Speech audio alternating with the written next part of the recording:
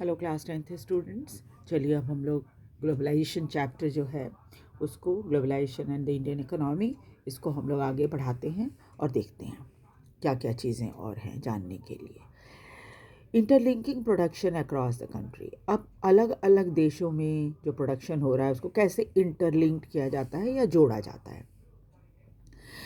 In general MNC set up production where it is close to the market. वैसे तो MNC उन्हीं जगह पर प्रोडक्शन करती है जहाँ से उनके लिए मार्केट करीब होता है।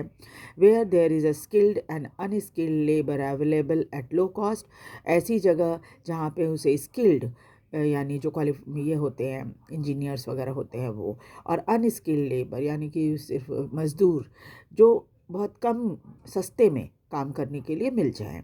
And where the availability of other factor of production is assured, इसके अलावा और दूसरे जो फैक्टर्स हैं वो भी अवेलेबल हों आसानी से, है ना।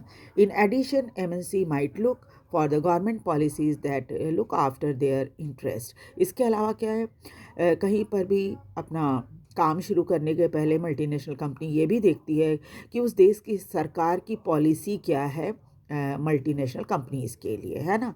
क्या उससे उनका इंटरेस्ट जो है वो सर्व होता है या नहीं होता है। You will read more about the policies later in the chapter, इस उन पॉलिसीज़ के बारे में हम बाद में भी पढ़ेंगे आगे जाकर। Having assured themselves of these conditions, MNC set up factory and offices for production.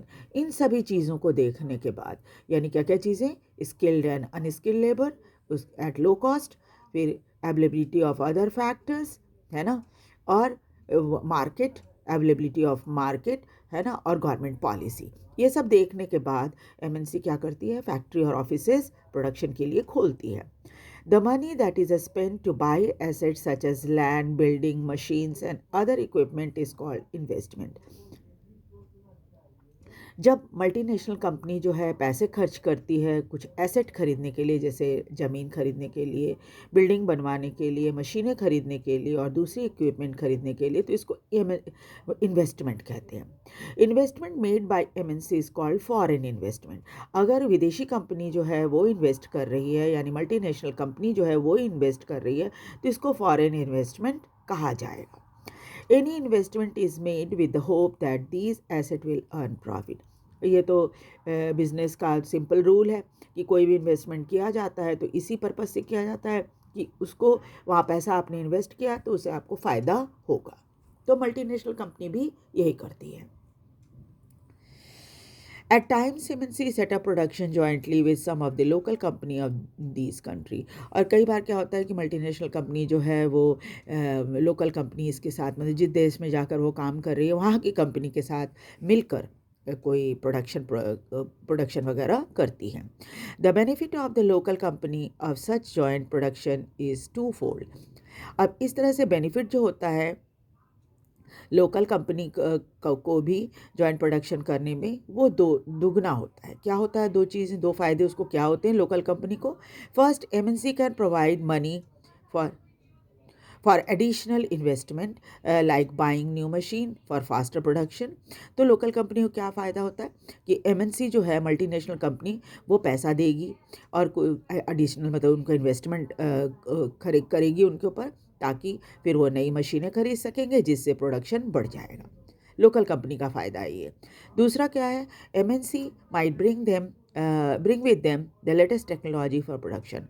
और मल्टीनेशनल कंपनी हो सकता है उनके पास कोई लेटेस्ट टेक्नोलॉजी हो प्रोडक्शन का, जो कि जब वो आएगी और लोकल कंपनी के साथ कोलाबोरेशन करेगी तो उसको भी ये इसका फ़ायदा होगा, लोकल कंपनी को भी इसका फ़ायदा होगा।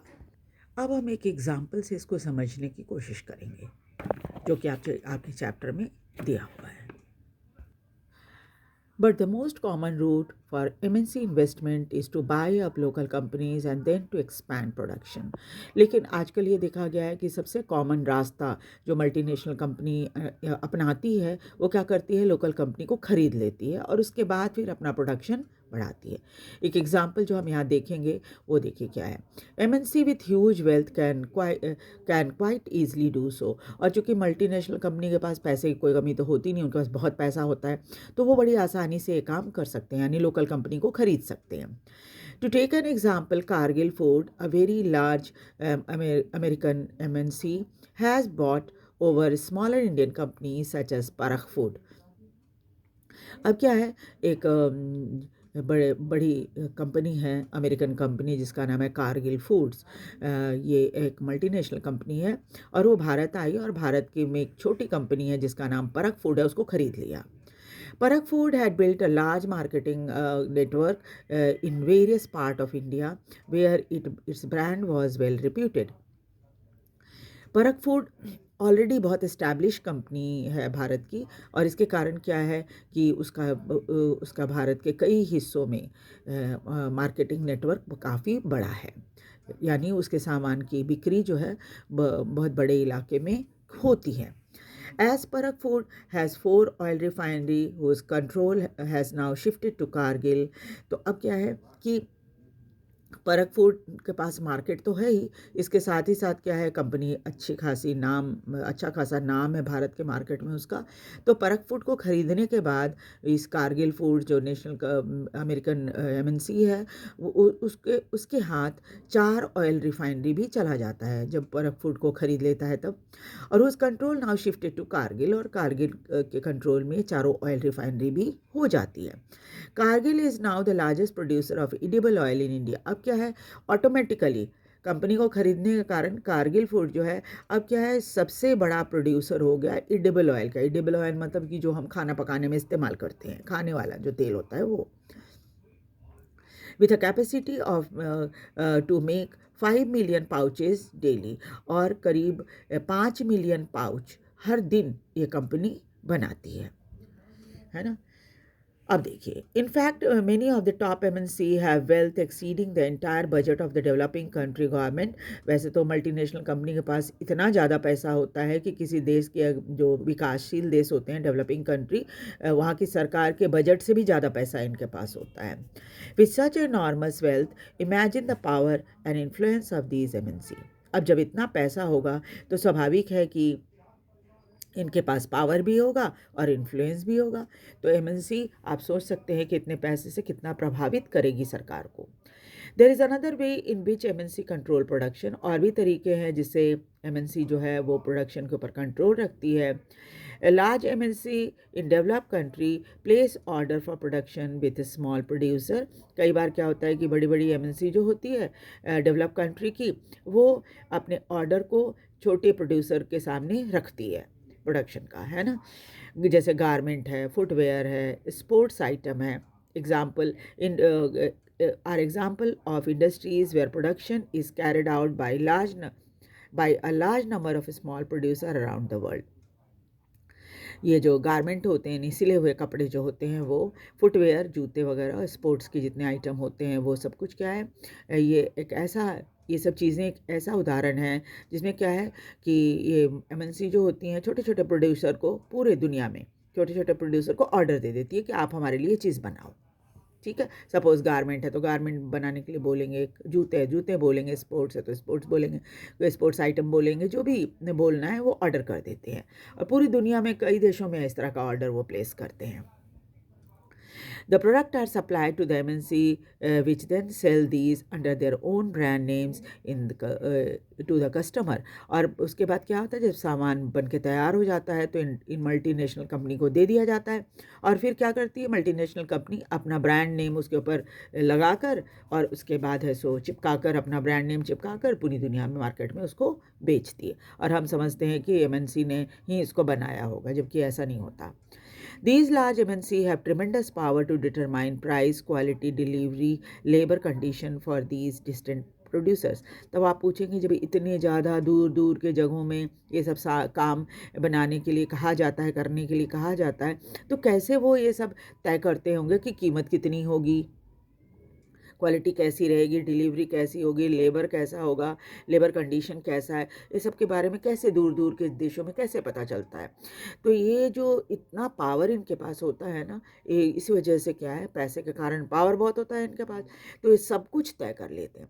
यानी वो कितना, एक अगर सपोज़ एक जीन्स पैंट बनाना है ना, तो जीन्स पैंट अगर बनाना है तो उसकी क्या कीमत होगी वो पहले तय कर देते हैं। ये मल्टीनेशनल कंपनी जो तय कर देते हैं।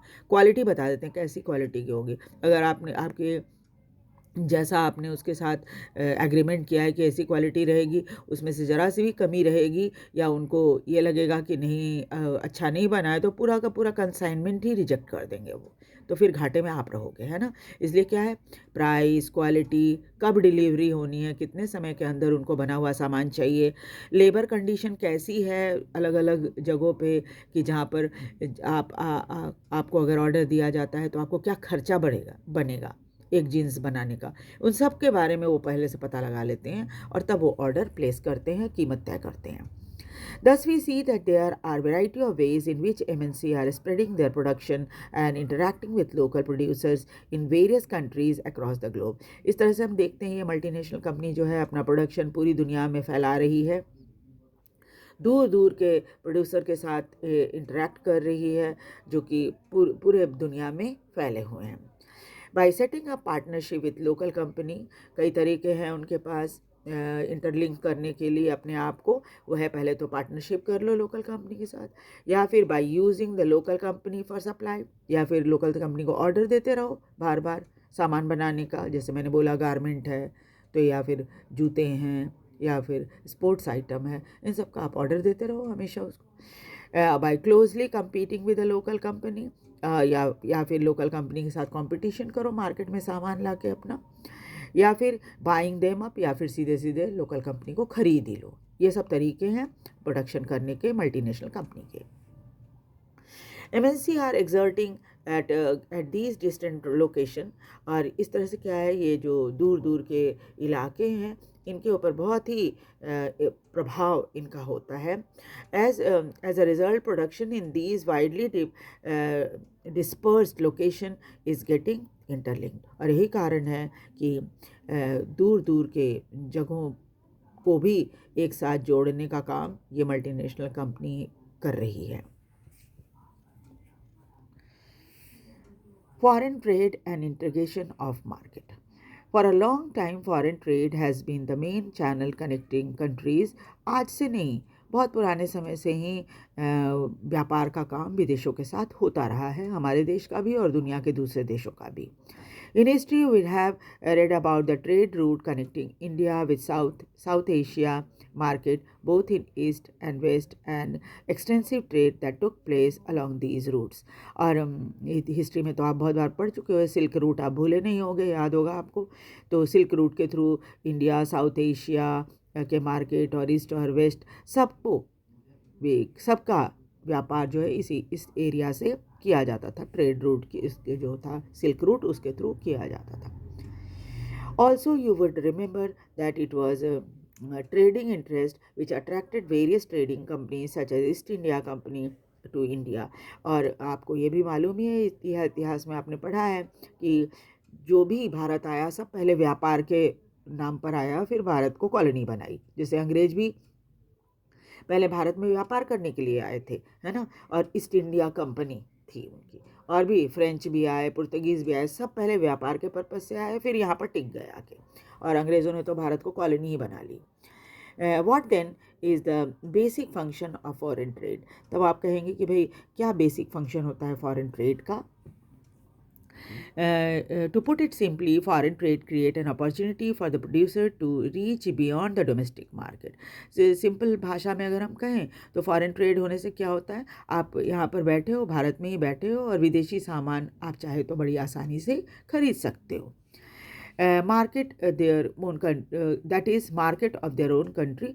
अपने देश के मार्केट में भी आपको विदेश से बने हुए, विदेशी कंपनियों के बने हुए सामान आसानी से मिल जाएंगे।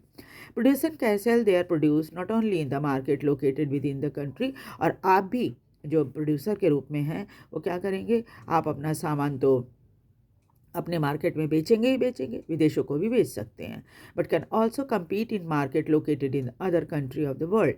और आपका सामान अगर इंटरनेशनल स्टैंडर्ड का है तो आप विदेशों में जाकर भी विदेशी मार्केट से अपना सामान, विदेशी मार्केट में अपना सामान बेच सकते हैं। Similarly for buyers, import of good produced in another country is one way of expanding the choice of good beyond what is domestically produced. इस तरह से क्या है कि सामान जो है वो बायर्स के लिए सामान जो है import goods produced in another country, विदेशों से इंपोर्ट होती है भारत में सामान, तो आप उसको आसानी से खरीद सकते हो। तो क्या होगा, आपके पास वाइड रेंजिंग चॉइस होगी। ऐसे आप बाउंड नहीं हो कि भारत की बनी हुई चीज़ ही आप खरीदो, आप चाहे तो विदेश के बने हुए चीज़ें भी खरीद सकते हो। In general, with the opening of the trade, good travel from one market to another। इस तरह से क्या होता है, वो व्यापार होने से आपका सामान एक मार्केट से दूसरे मार्केट तक पहुंच जाता है। Choice of good in the market rises, आपके पास चॉइस बढ़ जाती है। Prices of similar good in the two market tend to become equal, और सामान की कीमत भी लगभग एक ही तरह की होती है। जैसे उदाहरण के तौर पर अगर आप सोप लेने जाओ तो 10 रुपये का सोप जो है आपको हर ब्रांड का मिल जाएगा। बहुत सारी ब्रांड है, 10 ब्रांड है जिसमें आप 10 रुपये का सोप जो है जो खरीद सकते हो। And producer in two countries now closely compete against each other even though they are separated by 1000 of miles. हज़ारों किलोमीटर दूर रहने के बावजूद भी ये प्रोड्यूसर जो है मार्केट में इकट्ठा हो जाते हैं अपने सामान को बेचने के लिए। Foreign trade thus result in connecting the market और integration of market in various country। इस तरह से फॉरेन ट्रेड होने से क्या होता है, अलग अलग देश का सामान जो है, अलग अलग देश जो है वो एक दूसरे के साथ जुड़ जाते हैं इस मार्केट की वजह से। ठीक है, तो नेक्स्ट क्लास में हम लोग पहले ये चाइनीज़ टॉयज़ के बारे में पढ़ेंगे, फिर पढ़ेंगे व्हाट इज़ ग्लोबलाइजेशन। ठीक है, थोड़ा ये भी देख लेते हैं। कई बार क्या होता है, पैराग्राफ के रूप में आ जाता है आपका, है ना, तो इसको भी थोड़ा देख लूँगी मैं और एक्सप्लेन कर दूँगी आपको। ठीक है, वीडियो को लाइक और सब्सक्राइब ज़रूर कीजिए। थैंक यू वेरी मच, और शेयर भी कीजिए ताकि दूसरे बच्चे भी इसको देख लें।